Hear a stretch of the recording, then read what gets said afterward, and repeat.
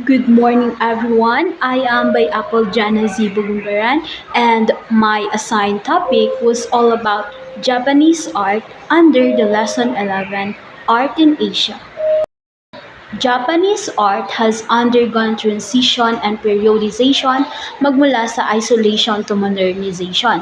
Kaya naman, Japan become a cultural mixing pot dahil nga nagawang paghaluin ng Japanese art ang iba't ibang artistikong impluensya upang lumikha ng isang bagay na ganap na bago at kakaiba. It integrates local materials with Western influences. So at this point, nagkaroon ng early influences in Japan art. So Japanese art shows influence from Korea and China. So it is important to take note na there are Korean and Chinese influences evident in Japanese artwork. Isa na rito ang artifacts such as ceramic figures reflect this influence. One of the ceramic product created by the Japanese is called Haniwa figures, which is made of clay and were placed beside burial spots for unknown reason. Fun fact, Haniwa were believed to protect the soul of the deceased and to guarantee good harvests. Nagkaroon ng role of religion in Japanese art. Una dito ay ang Shintoism. It is Japan's native religion. Although this religion subscribed to beliefs such as being one with nature and embracing the notion of the existence of many gods, ay hindi ito gumagamit ng art sa pagpapahayag ng mga paniniwala nito. Then, when Japan established trading relation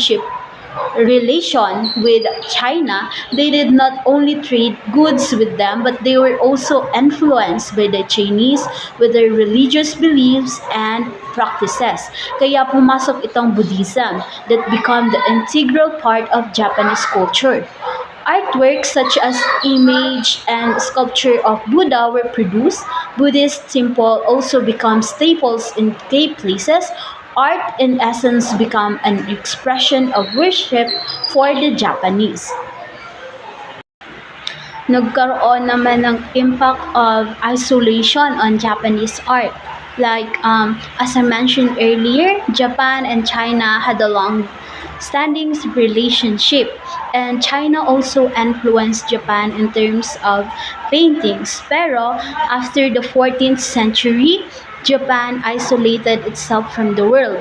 In effect, ang Japanese art allowed them to flourish uniquely, and Japanese style of painting lent toward abstract and naturalistic handling in essence. Kaya ang artist embraced spontaneity, which ang artist ay nagiging malaya na gawin ang kanilang mga gusto sa kanilang mga artwork.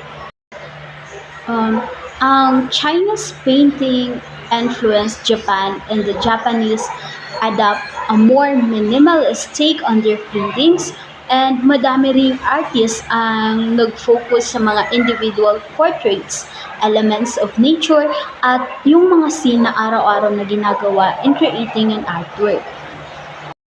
The Japanese also developed a kind of painting called the ukiyo-e, which was crafted through woodcut prints using unique lines and colors. And some Western artists were intrigued and influenced by these ukiyo-e paintings. Ang halimbawa nito ay the woodcuts of Hiroshige and Shiraku, who had a lasting impact on Western artists like Vincent van Gogh and Edouard Manet.